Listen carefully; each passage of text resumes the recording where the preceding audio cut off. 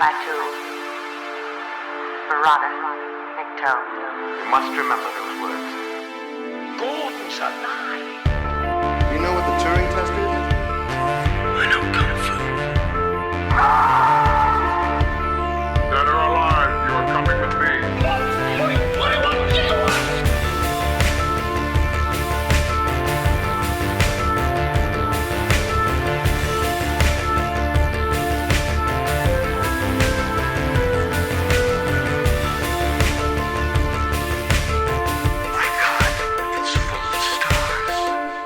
Ladies and gentlemen, welcome back to Stories Out of Time and Space. I'm your regular host, Scott Weatherly, and as always, I'm joined by Julian Darius. Julian, how are you doing? You okay? I'm doing okay. It'll be fun looking back on Black Mirror with you, my friend. Yes, well, that's what we are going to be doing. We are at the end. We have gone through 6 seasons.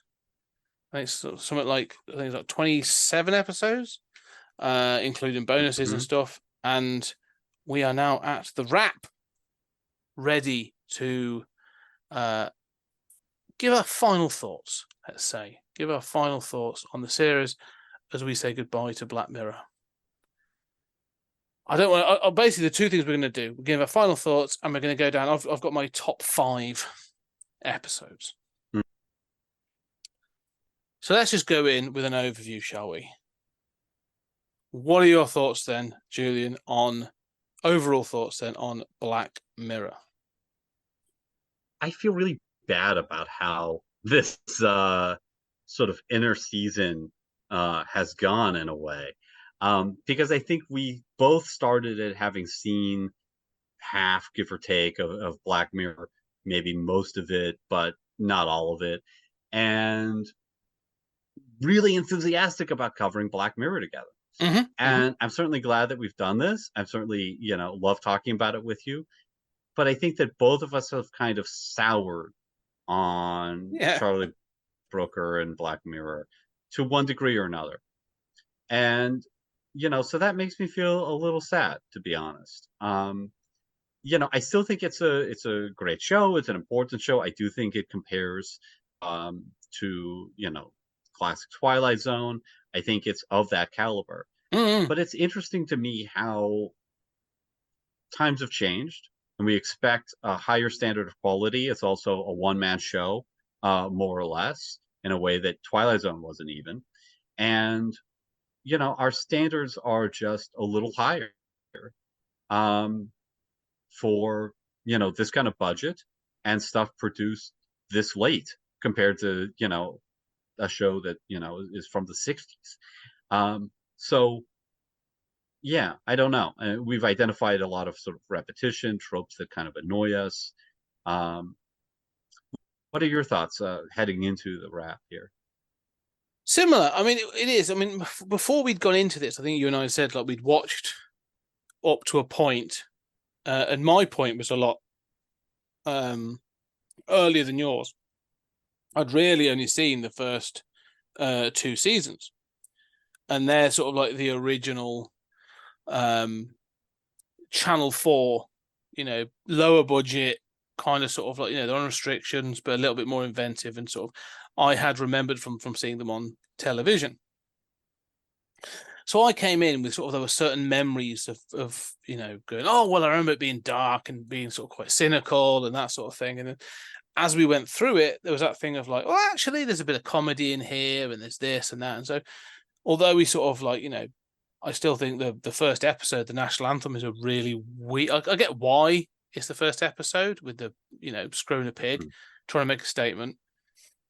But it doesn't then the show really hits its sort of stride with the next 2 episodes. You go, 15 million merits and the entire history of you. Oh, it's got something to say, and it's all about technology and the future, and it's really sci-fi and stuff. It's kind of hard sci-fi in some respects, of like it's introducing to society. So you start off on like a really sort of solid footing. And I do think the statement, I stand by my statement now more than ever. I think you sort of like, encapsulated it a bit before. The moment Netflix gets involved, it's a steady decline. And I think there's a sort of towards the end, I feel like Charlie Brooker is sort of like half in, half out with what he's doing, and it's a sad sort of like whimper of a final sort of release at the end, really.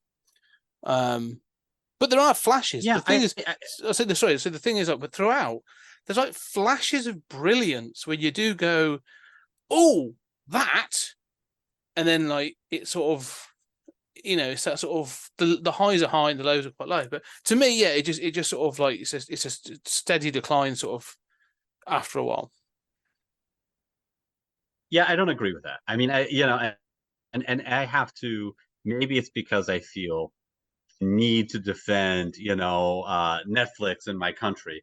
But It's not an American thing. I don't think feel it's like it's I think it's money. really the steady decline. Mm.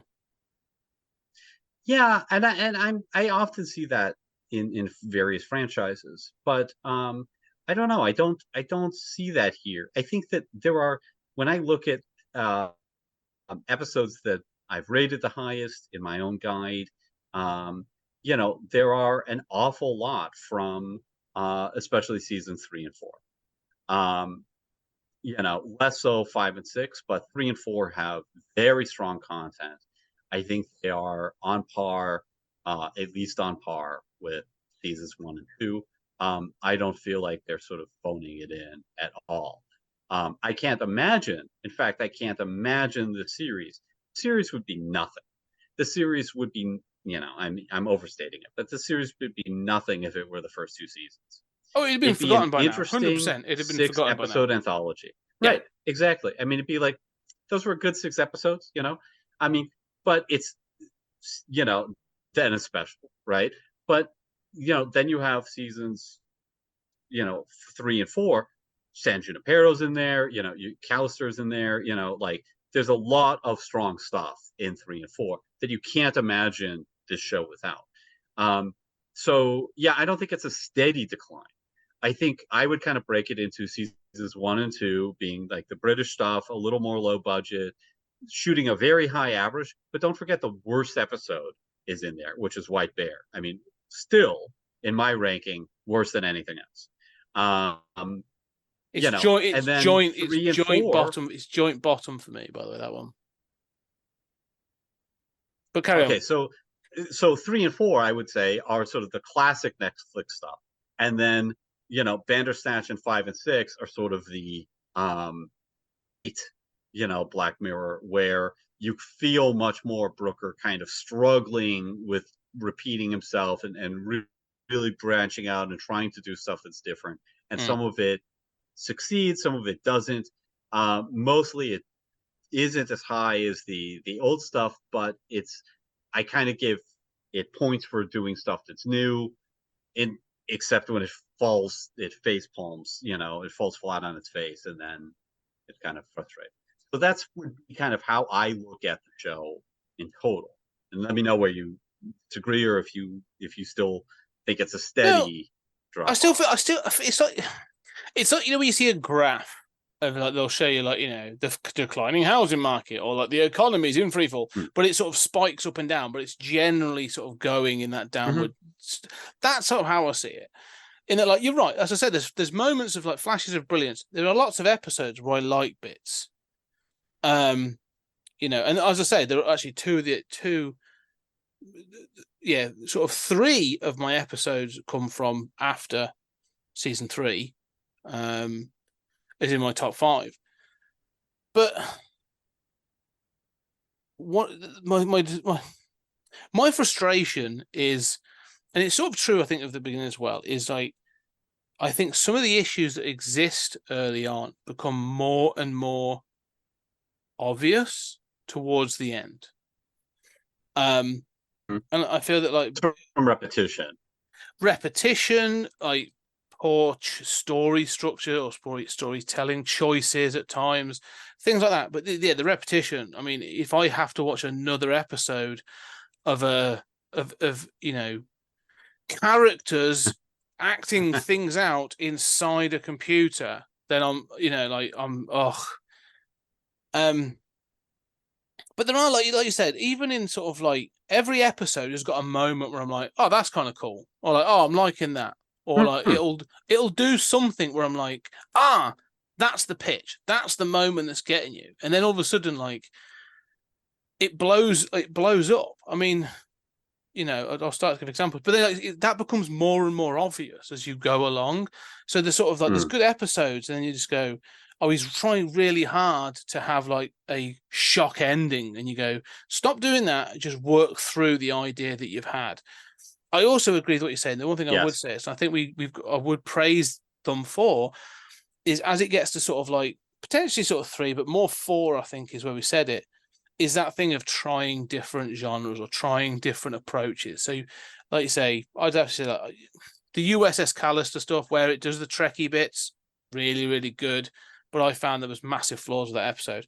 But then that goes straight into like Archangel, and you have like this like family drama episode, and then that goes, and then you have like a Nordic noir, and then you've got like and you're like, and then you've got this dating one, and then you've got this black and white post-apocalyptic thing, and you're like, wow, like they're really being diverse. Well done. Like, it's not all great and it doesn't all work, but fair play for trying to be different in every episode. And some of those are some of my, not in my top 5, but are in that top echelon.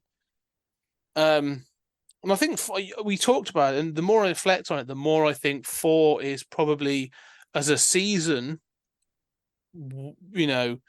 it sort of works the best as what a you whole. want. Yeah. But then it goes on from there to being sort of like spotty, really. And I think 6 is where it sort of starts to sort of like, really like, you're like, oh, like this is really starting to fall apart a little bit. Like, you've got some really good ideas, but you're struggling to stick the landing at any point in the episode. Yeah, I think that's fair. I really like what you said about sort of not following those ideas through. I would say that, like, I've got my rating for the entire show, averaging all of the individual episodes together, is a 6.32. That's strong, right? For me, that's strong. So, and I think that is probably, when I look at it, probably on par with, or even slightly higher than Twilight Zone Twilight Zone season, right? So, okay, so I mean, I'm still on board with this is a good show. There, everybody should watch it. There's a lot to recommend it. But I know what you're saying, and I think that it becomes almost like doing something new or pulling the rug out from under everyone with the ending becomes more important than sort of like teasing those ideas through. And I contrast it with Twilight Zone, where we see a lot of episodes where Rod Serling is kind of repeating himself. It's a similar theme. It's a similar, like going back home, or, is it a ghost or is it not? I mean, these kinds of, it's an alien invasion, but it's not really, they're not, the old kind of, they're not on Earth after all twist ending, right? But even those repetitions where you see, like, this is basically, a redo of that previous episode, different. It's different, and sometimes they don't work. Obviously, I think Black Mirror is kind of firing at a slightly higher level on average, with all the money, with all the added time. But even where Serling kind of repeats himself, we always find something that he's trying to do that's new. And, sometimes he chickens out, but it doesn't feel like as disappointing as a Black Mirror kind of repeat episode where you say, this is about the same as that previous one, except in most cases, it's not committing to itself. It's not like committing to doing something different and really following that through in the same way that I feel like Serling sometimes. I think, yeah. Is that to do with something? I think one of the things we've said is the running time. Like, the vast majority of Twilight Zone is 25 minutes. 23 minutes. Yeah. You're in and you're done, and that's it. And the vast majority of the Twilight of Black Mirror are starting to exceed an hour. Yes. And so, sometimes it works, sometimes it doesn't. And so, yeah, it's sort of the frustration of, this is too long and this is dragging, and sort of like, or like you say, or you're thinking you've been given this runtime, yet you're not using the runtime. And I honestly think that Beyond the Sea is the biggest culprit. That runs at 1 hour 19 minutes. And I'm like, features could have done way more. Like, tighter writing could have really done something with that runtime. And so it's really disappointing. And that's where I start to sort of lose interest. Yeah, I think you're right about runtime. I think that's a very you know what I thought as we discussed Beyond the Sea, which doesn't really use its runtime, and it, again, has that problem with sort of late Black Mirror of not really exploring its themes and not kind of coming together. Sort of everything in the kitchen sink is in there, and none of it really gets fleshed out. Is I kept thinking of your selection for our previous full season of Dr. Cyclops, which is, about the same runtime, not much over an hour, and which I gave the same rating as I did Beyond the Sea, which spent so much more money, so much more, grade A actors and all of this stuff. But, and Dr. Cyclops is silly, but it knows what it is. Yeah. And it's consistent from beginning to end. And it's got fun bits and, bits that kind of blow your mind and bits that are daft. But, it's fun and entertaining, and it's of a piece. Whereas Beyond the Sea is more money, more, great actors, a lot of talent goes into it, but just doesn't come together, doesn't know what it is in the same way. Yeah. Yes, I just compared Beyond the Sea unfavorably to Dr. Cyclops. I'm quite supportive of that. No, but I agree, and I think, like I say, Beyond the Sea is a good example of this thing where, like, you look at all the elements in this. You say you're looking at the cast, you're looking at the concept, you look at the sets, like, you look at the stills and stuff from everything. You're like, oh wow, they've really gone all out on this. Everything from like this, from the sort of spaceship, space station thing to like the houses and the sort of like they've done the set design for the 60s and all this other stuff. Looks great. So, and even the concept itself kind of works. And then you sort of start to think about it. And the problem with Beyond the Sea is at its runtime, it gives you opportunity to think about its plot and its concept. And it shouldn't. Yes. Because then by the time you get to the end, you're going, none of this. Because it hasn't. Yeah. Because none of this makes any sense. Like, they've spent however much advancement on human, like photorealistic, but like, biologically realistic robotic technology, biotechnology, yet we haven't mastered space travel. Like, what? This is all very like, why did we spend money on this? This makes no sense. Like, this is ridiculous. Like, I don't understand. Yeah. And that's the problem. Like, but no, there's a lot that how did they have that in the 60s? As well. Like, I mean, it's sort of like the Reed Richards thing where, like, right, you've got anti-gravity, but you don't have anything that leads up to that, right? It's hard to. No, and I do think that's you're right. Like, the stills look great and everything. What degree, you mentioned, sort of having mixed feelings about Netflix here. To what degree is money a factor? Because I know, like, talking about Dr. Cyclops, I mean, you and I can enjoy a movie made for $10,000 that somebody shot in their backyard, without paid actors, and all the special effects are like, claymation, and it's silly, but like, it's got this genuineness to it, and we can really love. Now, some of those are terrible, but we can really love movies that are like that. I do find myself sort of against my better judgment. Often I sort of, if I have an afternoon to blow, I will think, yeah, I'll put on, that big budget movie that's I expect to look like millions of dollars, and then usually I'm disappointed and think I should have spent that time on some, foreign movie or something. It's going to challenge you or enrich you a little bit. Yeah. So yeah, or maybe have some silly special effects, but yeah, that would enrich me is a good way, nourish me intellectually, Yeah. spiritually, in a way that the flashy movie blockbuster isn't. Um, do you and I judge Black Mirror, especially something like Beyond the Sea, where you see the money, but to what end? Why are we as a species or as a channel spending this money on something that clearly hasn't gone through, a proper script process? Or even, like you think a director saying, really? I've got to direct this? Like, Yeah. actors come in and say, you should really tighten this up here. No, I agree. Are you and I especially critical of the money?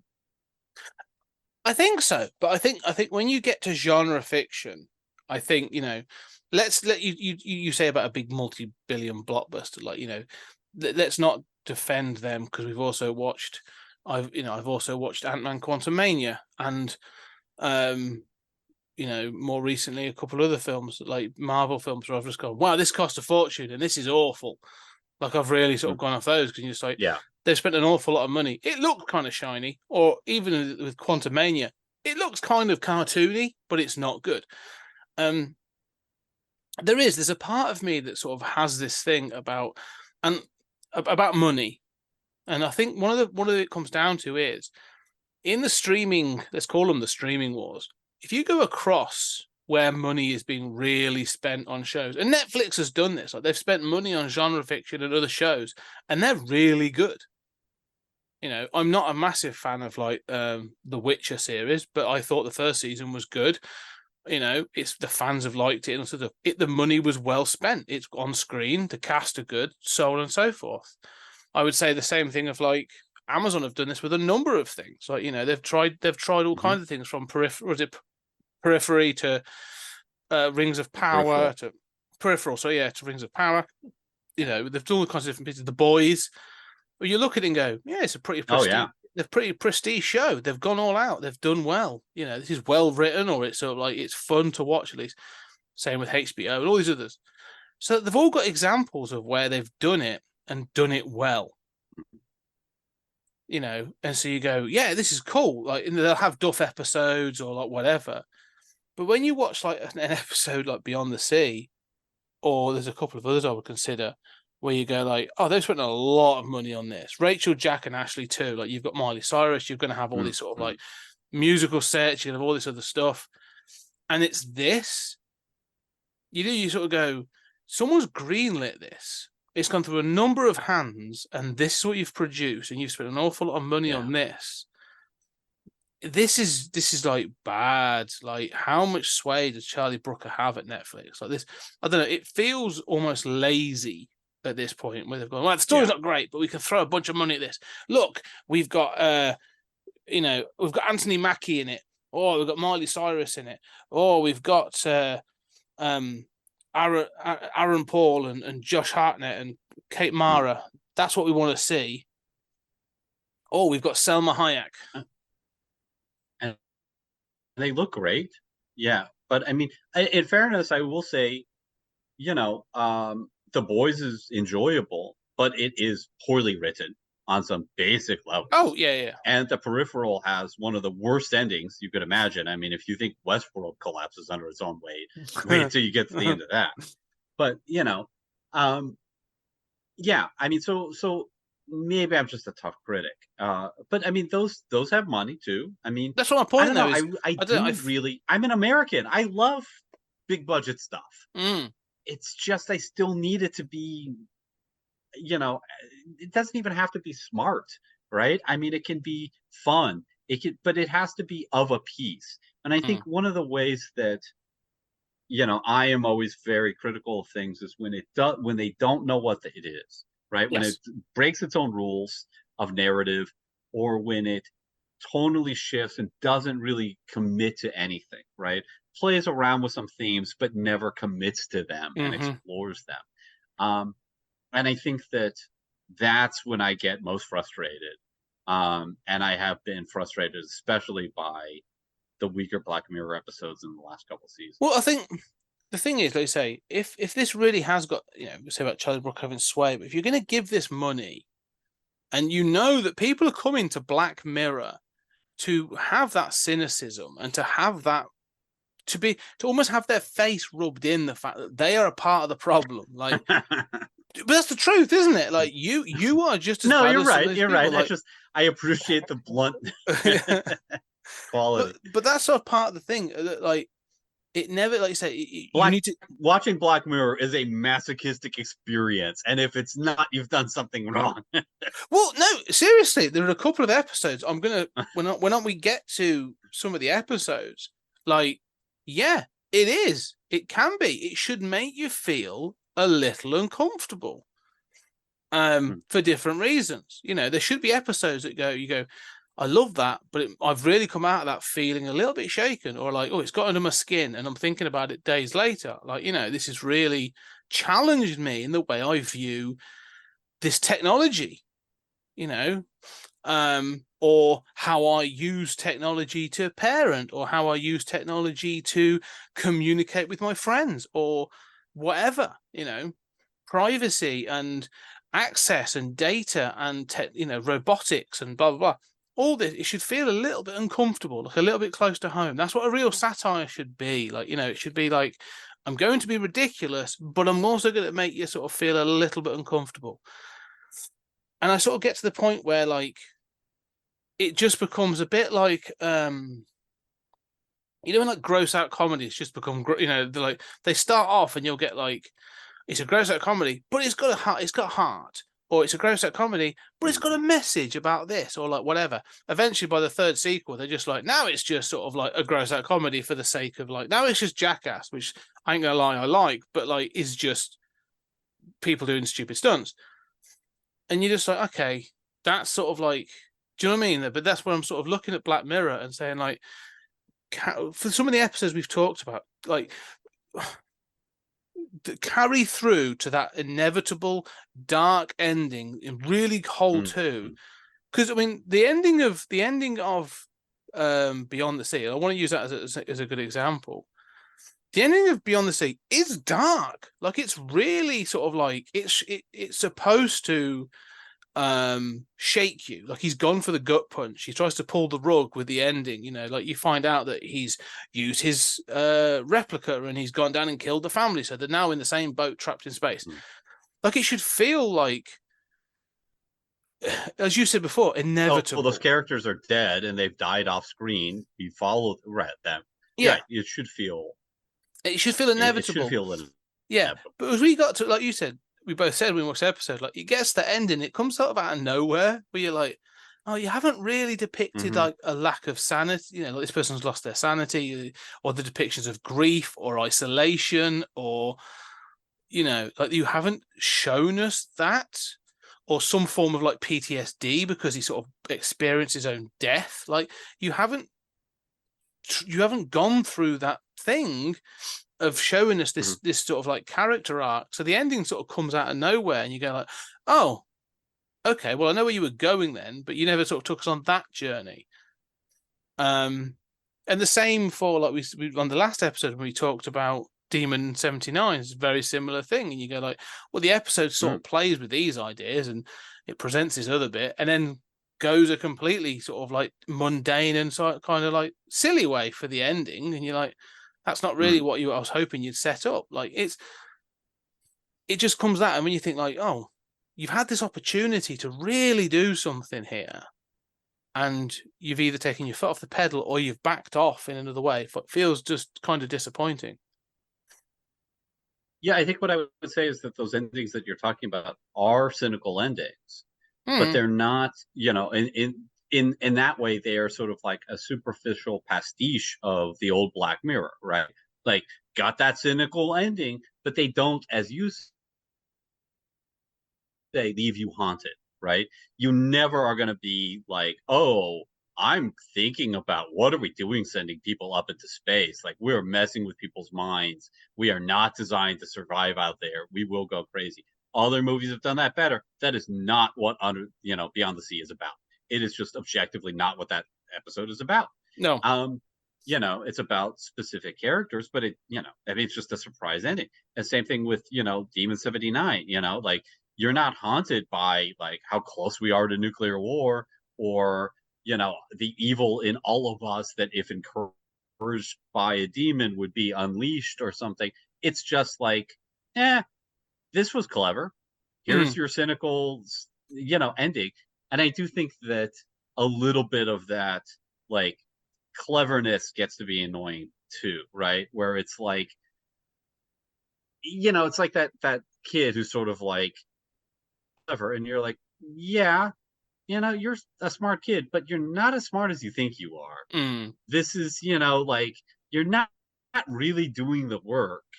Everybody knows you're clever, right? But you're a little too infatuated as a writer with these sort of, clever words or, a word here, a phrase there, a theme here, a connection there. But that isn't a plot. That's not a smart plot. That's not a meticulously crafted story. That's just some clever filigree.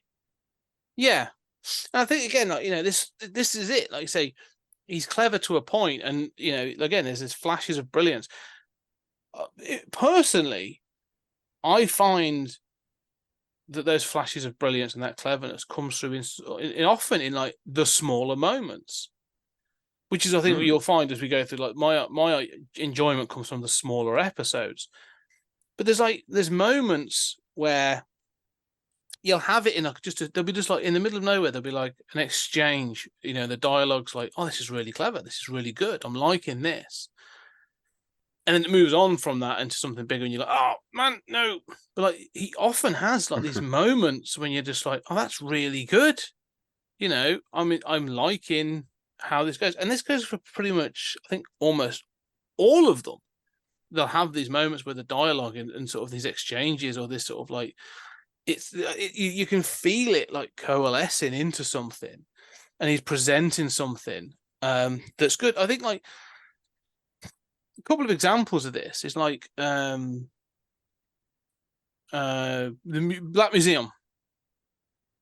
Like there's moments in that where I'm like, there's absolutely fabulous moments in that episode. You've got the guy who's playing the main sort of like narrator, the Rolo Haynes character, the host. Kind of taking you through those stories, and he's obviously like the connecting tissue sort of like thing. And I'm like, yeah, these stories are really sort of like, there's some silly decisions, and yes, you've got this internal someone living in your head as part of your brain, and it's a really stupid decision, but like the way that episode, like the way that relationship degenerates is really good. Like he's like, oh, I'm gonna turn you off for an hour, I'm gonna turn you off for a couple of days, I'm turning you off for months. Like all that stuff's like really kind of like upsetting and is really good. And then when you learn, well, part of why it's upsetting is it questions relationships, right?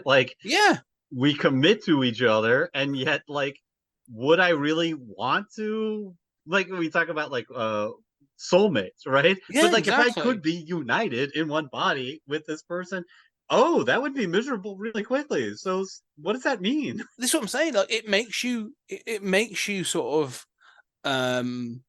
it makes you uncomfortable. Like I'm gonna go, like I said, it's a silly decision, and I think like it'd be done on impulse, but like and the technology is a bit silly, but like I'm going, but as I think we said when we reviewed it, but that relationship and how it's sort of like, then he meets somebody else, and then someone else has got to raise the girl and stuff, like all that. I'm like, oh, that was actually kind of cool. Like, it feels painful to watch. Like I'm kind of like, not, it stuck with me.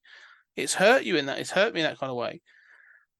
And then and then like you say, unfortunately, that episode, the first two stories, I think we said this, like the first two stories worked really well. I loved the first one because of this sort of like this masochistic sort of need for pain. It doesn't fully coalesce, because you said like, well, what is it about death? But like, I liked this idea that they have, and then this use of this head technology. And then the second story is still good. Second story is also strong. Strong, but like it's kind of like, oh yeah, no, this is good. Oh man, this is really sort of like, you've gone for a serial killer that's kind of dark and sort of like, and then you've gone for this emotional sort of story that's that's really hitting home. And you end it by realizing she's still in the doll in this museum, and that's like, oh Jesus, it's nice. It's really well done. And then you go into this third story, and it's just like, oh, like you've been building to this, and all of a sudden, like all the technology introduced sort of like doesn't, it's all silly, and it's sort of like it's almost like an overexcitement, isn't it? Like, yeah, but I've got this idea. Oh, and this one, and it's going to be this, and you're just like, they needed someone. And what if we go, do that? Yeah, exactly. And you need someone to just go, can we pull back and let's think about think about the structure of the first two stories. Does it work in this? Like, you've gone from like a 10 kind of, you're ramping up that tension, and you jump into 60, and there's a gap, and this story is kind of silly, and so you leave the episode going, well, that ending was complete and utter shit. Like, it sort of takes away from the quality of those first two stories, because you come to the end story and you're like, well, that's bollocks. And I think that's sort of the problem I have. Yeah, I think you're entirely right about that episode. I would just say that, if comparing this to other anthology shows, if that is one of the weaker episodes, or one of the episodes that you leave and complain about, it's still a fun episode that has a lot to recommend it. And yeah, it kind of collapses under its own weight and trying for the 3-pointer at the end, and missing. It doesn't have to do that. But yeah, I mean, if this were an episode of something else, I think we'd say, oh, this compares favorably to, most shows. That's still a solid episode. Yeah, it has those flaws, but, there's a lot to recommend it. That's a strong episode of any show, right? There aren't that many shows that are really always firing at, like an 8 or a 9, I mean, that's super, super rare. So, yeah, I mean, you think about Star Trek, I mean, the average here is higher than virtually any Star Trek stuff, and I'm a big fan of that. So I think possibly, and here we get into kind of, well, I mean, it's episodic. I mean, it's apples and oranges, but I do think we're bothered by some of the cult of Black Mirror. Yes. And if Charlie Brooker said, look, I just write stories that I would want to watch, and some of them make sense and some of them don't, but it's just stuff I want to watch. And Black Mirror fans were like, yeah, it's not perfect, but it's a lot of fun, and it compares favorably to most other anthology shows and most other sci-fi shows. I think we'd be like, yeah, those are fair statements. Those are all fair statements. And even the bad episodes have a lot, usually have a lot to recommend them, are memorable in some way. That's pretty high average. Yeah. Then the sort of like problem you've run into with these reviews, that you find online, that just, I think that taints it. You're right. I think there's like the cult of it, that this is the best show ever, best anthology show ever. It's hard sci-fi. It's so well thought out. And I do be like, I've just weighed up all my scores as well, and actually I got to a 6.3 as well. So it's we're not far off. Yeah. What I think the thing is that you'll probably find that they're in different places, but like you say, it averages out. Yeah. It's one of those things. Want to talk about? No, go on. No. I was going to say, one of the things you say about is taking those other points. One of the things is about how it sticks with me. Is like having gone through it all, and I think you made a really good point. Is like, I don't think this show is designed to be binged. It's more a case of like spreading it out. I think it would probably work more, a bit more evenly. But as I sit back and as we've watched it all, and I've now reflected on everything I've watched, I do find that there are certain episodes that do of like anchored to me. Like I can, really sort of like stuck with me, and they're the ones that got under my skin for different reasons. So that I am probably being critical, and I probably, that's what I do. I'm British. I moan about things. Um, but But we are on of sci-fi criticism yeah, podcast, right? but I do want to. You are right. There are some, as we've gone through, I'd like to throw out like, I think we both said like Crocodile as an episode is a bit of a mess, but actually Mm. quite good fun, and it's kind of a good idea, and it's got some good Yeah. bits in and stuff, and it does hold to its sort of dark ending and stuff, and I do like the idea that it's the guinea pig or the hamster that gives her up in the end is kind of cool, but so there are stuff like that. I'm not saying this is terrible by any stretch, like, but it is. I think it's just frustrating that when Yeah. you see the greatness that is Yeah. possible, that like when it misses, you're like, oh man, like this could have been, that colossal. But Yes. yeah, No, I do think, and we do judge it by slightly different standards. And the words we're using sound very critical, but they don't really reflect the respect and, the appreciation we have. But it is that kind of like, oh, this could have been this is so close to being one of the strongest episodes over and over again, but has this critical flaw. I wanted to ask, why don't we start with the weakest episodes? And I mentioned White Bear. We both yeah, agree on that. I rated White Bear a 4. yeah, me too. And I have two that I've rated episodes that I've rated a 5. Okay, So you rated White Bear a 4. I And did. then you said there was, there's another that you sort of have I have another on the 4. low end. I So have another my 4. my other two are 5s. And okay, Okay. what's the other 4? Let's Oh, see. it's gonna be controversial. This one, I Hang can the tell. DJ. Oh, okay. The more I've Yeah, the, you really the did not like that. But the more I reflected on that, the more I dislike that episode in so many levels. Like, you said about, we rate this on a high level. The problem with that, I find with that episode, that it just began to really irk me more and more I thought about it. Not just the whole being inside a computer, but the fact it's run 1,000 times, this whole thing around dating, the fact it was sort of like so sort of like restrictive, and and that ending of like, oh, the app now says you're 99.8% compatible. I was like, it made me angry, that episode. It was so badly, the world building was terrible, the twist is terrible. Yes. It's, for me, it's right there with White Bear as being Ooh. badly written. Yeah, that the problems that you identified, which I agree are issues, bothered you more than they did me. There was a big gap, so I rated that a 6. I think it's fine, but I agree that those problems are there. I think they bother me less than they do you. Moving up to the ones that I have a 5, probably should not be any surprise.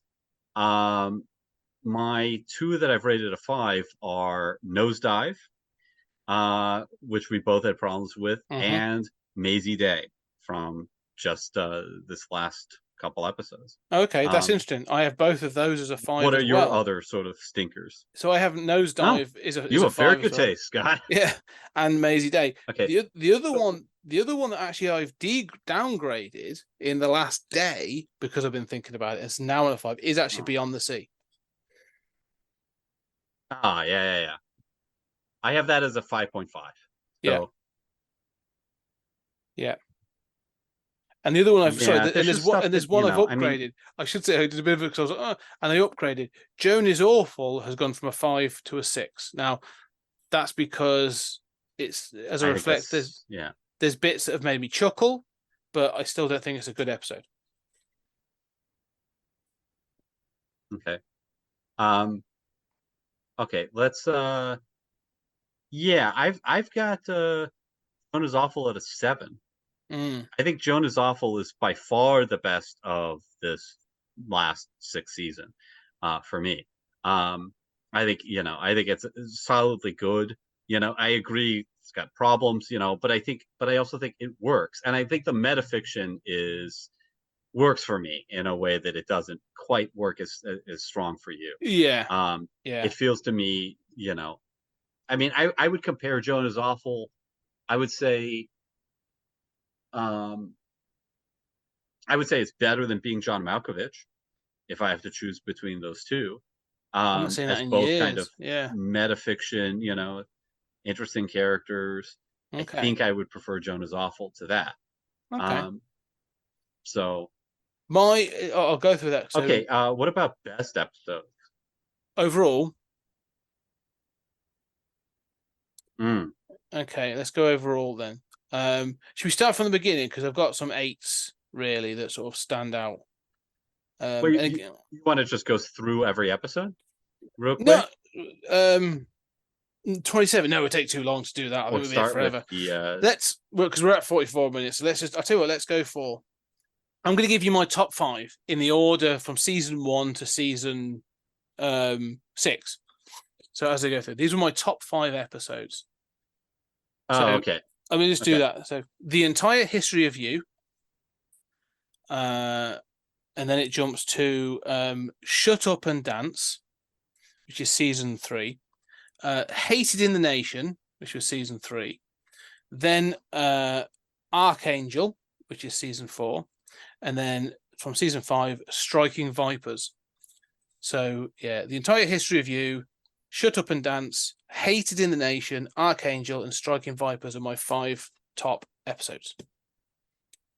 Wow, that's fascinating. Okay, so do you give them all about the same rank, or They all got an 8 or what I would consider to be a 7.5. Yeah. okay? All right, so let me go through my thoughts on this. The entire history of you, I agree that's a strong episode. I have that as a 7.5. Mm. I do think that's a strong episode. Won't have a top 5 per se, but let's see. Yeah, that would be in my top 5. Okay, then looking at Shut Up and Dance, I've got that as a 6.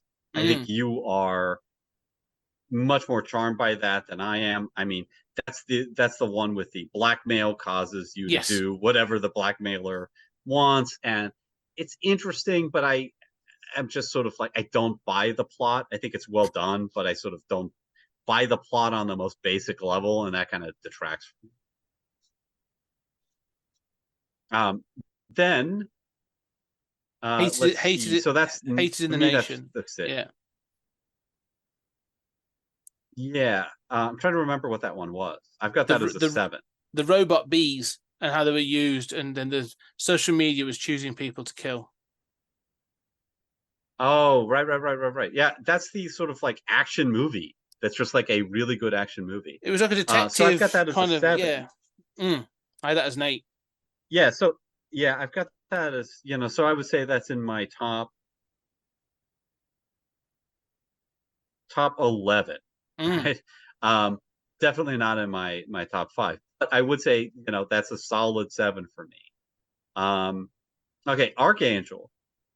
It's fascinating that you've got Archangel on there. I would never. Archangel is a 6.25 for me. Okay. So like Archangel was the one that we've said, like, it's really masterfully done, but doesn't move us. And you keep coming back to it as just like masterfully done. But I think what we said at the time was like that.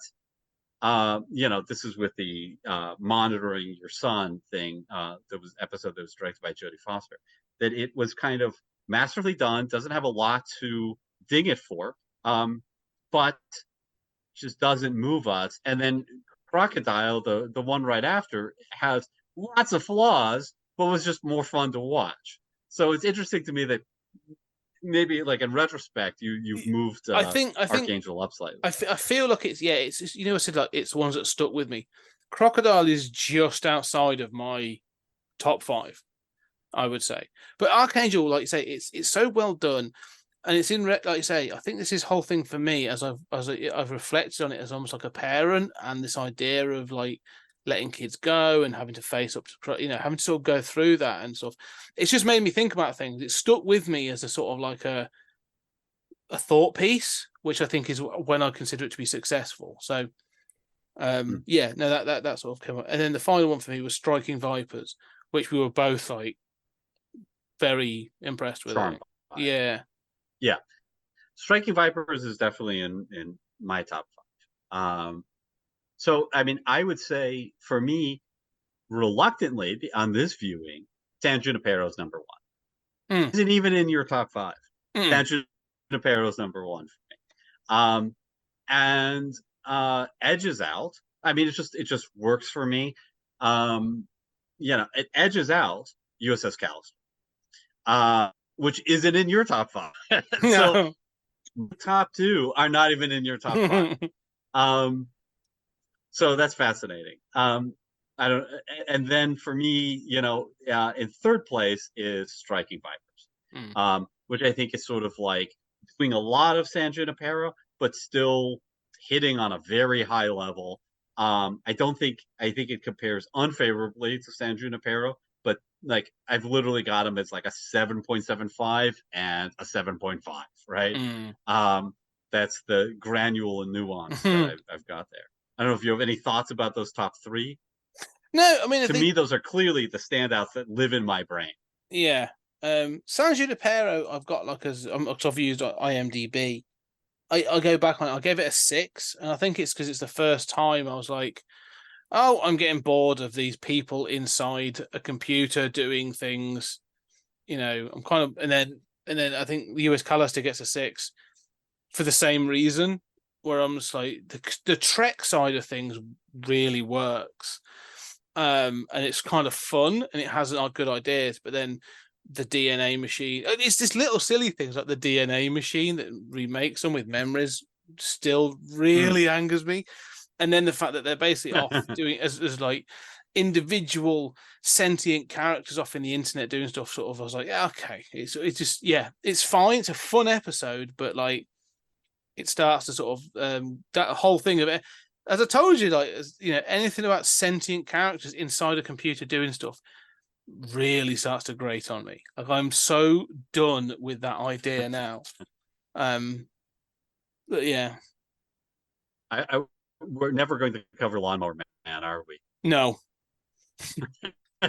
and not because of that idea, mainly because it's not a very good film. Or Lawnmower 2 no, for it's that. Not, is it? Like Lawnmower Man 2, which is even worse. Yeah. Yes, I have seen both of them as well. Well, rounding out my top 5 would be the Entire History of You, right? Which we, you put in your top 5. So we two that connect, that and Striking Vipers, and then Men Against Fire, which has some logical, it's got too many elements, it's got some logical problems with the tech, but has a lot of heart. Yeah, and really lives in my head as like, a sort of like classic kind of, episode that's about something. I gave that a 7. That's up there with Crocodile as probably just being outside my my 5. Like, beyond my 5, I'll probably say there's like Crocodile, Metalhead, Men Against Fire, and Lock Henry, and the ones that sort of Lock Henry. Well, me, Lock Henry is a 6. Me, Lock Henry is not quite as up there. For me, I the ones that are sort of like outside that would sort of be 15 Million Merits. I think it's a 7. Stronger is right back with the I've got a 7.25 for that, as sort of the lover dead who comes back as an android. Waldo Moment I've got as a 7. Hated in the Nation within your top 5, I've got that just outside with 7. Metalhead I've got 7.25. That's sort of just outside those top 5. And Joan is off at a 7. So this is interesting, because say we've both got the same, sort of my standouts. Yeah. So we've got those, as we said, we've got a very, very similar overall average, but those highs and lows do start to vary beyond. I think we agree there are certain episodes that really stand out, but then, like I say, they change. Which, and let's be clear, this is something I want to throw as a real compliment then to this show. We're averaging 6.2. I think I said 6.3 was my average.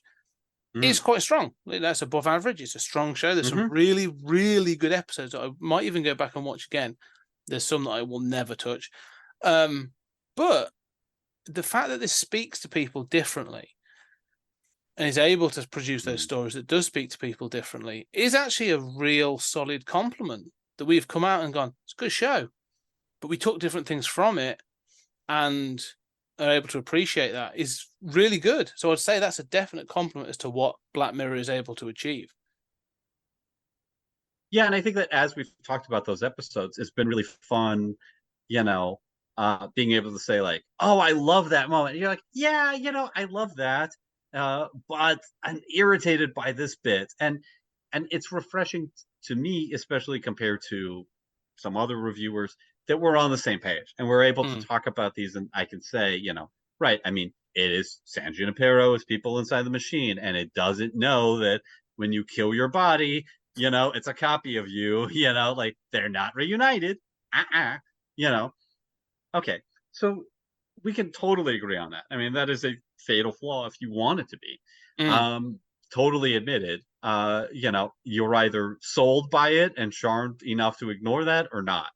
But we both know that's the terrain, right? We're on the same page. And I do think it's great that we can talk about these and see from each other's perspectives and, be talking about the same episode, right? Not just be like, that was the best ever. I love that shot. Really? Because that was the weakest to me. I don't get it. We're on the same page. We're seeing the same stuff, but different stuff is striking us a little different, right? Yeah. And I think that's kind of, again, that might be a mark of high art, right? Well, I think it could be. I mean, maybe that's the thing. I think, we both have different life experiences, we've got different life journeys, and so different episodes or different elements of episodes are going to hit you different. And I think that's good that it does that, because again, like we've said this before, it'd be really fucking boring if everyone watched this and was just like, I like that part of that episode, I agree. Like, it doesn't, you need to be digging into this, and I think they're worth criticizing more so towards the end. I think, when you, again, like I say, I would say the last 3 of season 6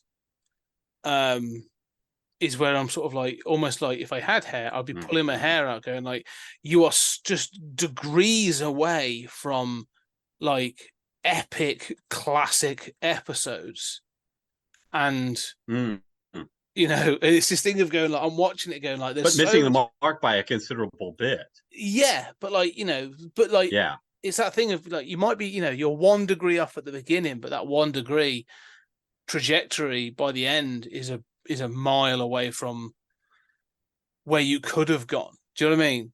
And it's sort of like, it's so frustrating to watch the episodes and being like, oh man, there's so much good in this, but like, you've blown it. Apart from, like I say, Maisie Day, where it's just so pedestrian, where you're not doing anything with this. But like Demon 79 could have been a real stinger in so many ways. And the same with sort of like Beyond the Sea and a few others. Like, you're just like, oh man, this could have been, I don't know. And like I said, the reveal like in Lock Henry's, where it's sort of like, that thing at the end where it's sort of like, as you pointed out, when his mother makes the note, and we think it's going to say like, forgive me, it's like, for your film, son, like, and he's just sat in the dark and he's done that thing. Like, that's why I like the ending, because it's almost like, man, that's a somber bastard of an ending. But like, it's sort of, the episode has got some real issues and real flaws, but like, that sort of ending has worked for me. So yeah, I don't know. It's just the frustration of it, I think. And I think about him despairing at the end of that ending, quite a bit. I think it's one of those rare cases where, usually the ending of Black Mirror episodes is less good than the rest. And I think, that is a case where the ending has stuck with me. And I think, USS Callister kind of has a disappointing ending. It all kind of goes pear-shaped by the end. But, for me, some of those other endings, especially Men Against Fire, right? Has a, good ending there. San Junipero. I think one of the things we've realized is that based on our life experiences, you, for example, rated Archangel higher than me. You're a parent. I understand how that would affect you. And I have discovered that I'm a lesbian from my ranking, so Yeah. it strikes me different. Yeah, that's it. You identify as a sort of an an elderly lesbian in a hospital bed. That's true. I mean, that is true. There is truth to this. Inside, I am a secret lesbian. I have lost my life. I squandered it. Um, but I identify with that. So, But I think yeah. this is I mean, it in is my good. own way, right? Yeah. Obviously not literally, but No, yeah, but I agree, and that's the thing, isn't it? It does reach out to people in different ways, which is a success. Anyway, I think we're running into time, so I think any final thoughts then with regards to Black Mirror before we wave goodbye to Black Mirror? are you glad we did this? Yes, I am actually. For two reasons. Like, it's always been there as a show I feel I should have watched, so I'm glad I've done it. But also, I would say, as an experience overall, it was, despite all the criticism, I would say I'm glad I've watched it because I was able to really enjoy some of the episodes that I thought were incredibly strong. By yourself? I think that you could boil Black Mirror down. We both have a slightly different list, but you could boil Black Mirror down to like, somewhere between a 6 or 12 episode season, and it would be like as good as anything, just about. Really strong. Not without its flaws, but and just as a final thought, I think on a previous episode, I said, like, where does it need to go? Right. I'm fine with Red Mirror episodes or whatever. But I would like to see an anthology show. I would like to see Brooker as editor, or even, I hate to say this because this will piss people off, but there are rights issues involved. If the rights holder said, well, let's do an episode without Brooker where we bring in, 7 sci-fi writers or whatever and do a season. I wouldn't like that because it's a show, but I would be interested to see what they would come up with, because Black Mirror is revered, and I would think that those writers would bring their A game in the same way that these famous actors are eager to be a part of the show. Oh, I think so. I think you could get, if you to cast that net for writers and directors, I think you get a very interesting selection of people. I really do. And I think that could be a really, even if you did it, say, like a 5-episode season, and you like just got these 5, I think you get some really interesting people, and I think it'd be really cool. So I'd be well up for that. I think that's a really good idea, because that's the next step of Black Mirror. Anyway, we have run to time. We've got to finish off. So, ladies and gentlemen, this is it. We've done Black Mirror. This is our inter-season. This has been a biggie. This has been our biggest. Well, this has probably been our biggest inter-season, really. We've done each episode individually as a sort of a little mini movie. This has gone a long, long time. So we're not, don't forget, we're not just a Black Mirror show. We've done an awful lot. If you joined us to sort of for us because you saw we were talking about Black Mirror, don't forget we've got a whole bunch of other things. We've got 4 seasons of films behind us. We've done a whole plethora of films, classics dating back to 1930. I think it was our earliest film that we've done. Which is called it was all about 1950 or 1980. So yeah, go back and check out all the things. But going forwards, it's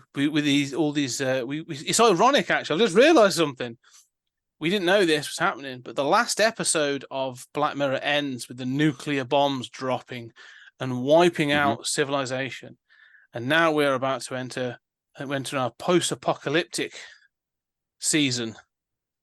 So Black Mirror's dropped the bombs and we're ready to face it. We're going to jump in the car with Mad Max and we're going to take on the wilds of a post-apocalyptic with a series of post-apocalyptic movies. So that's what the next season's going to be. Themed, if you will. Looking forward to that. It's going to be another good one. Absolutely. So stay tuned for season 5. If you can believe it, of us tackling movies in the main season. And thanks for listening. We love doing this. This has been such a thrill. There's a reason why we've gone 5 seasons. We love each other and love talking sci-fi. So if you guys love it half as much as we do, we're golden. Yeah, Let us know, but let us know if you love it or you hate it. You know, we want to full feedback. Find us on the X, you know, what's it, social media craziness at Pod Time There's Space. no way it's still X by the time this goes out. No, okay. Every time I say that, I'm like, we are recording this quite in advance, and it could be called anything. It may not even exist by the time we get to this episode, but. Find us on social media. If we're not under Pod Time Space or Stories at Time and Space, we'll be under 20th Century Geek. We're under the banner. Leave a review on your podcast catcher and check out our Patreon. As we say, we've got a bunch of other seasons behind us, Trekking Through the Twilight Zone, and a series of other things as well. We do a whole lot of stuff. But anyway, now, thank you very much, Julian. This has been a great inter-season run. And ladies and gentlemen, thank you very much. And we'll see you after the apocalypse.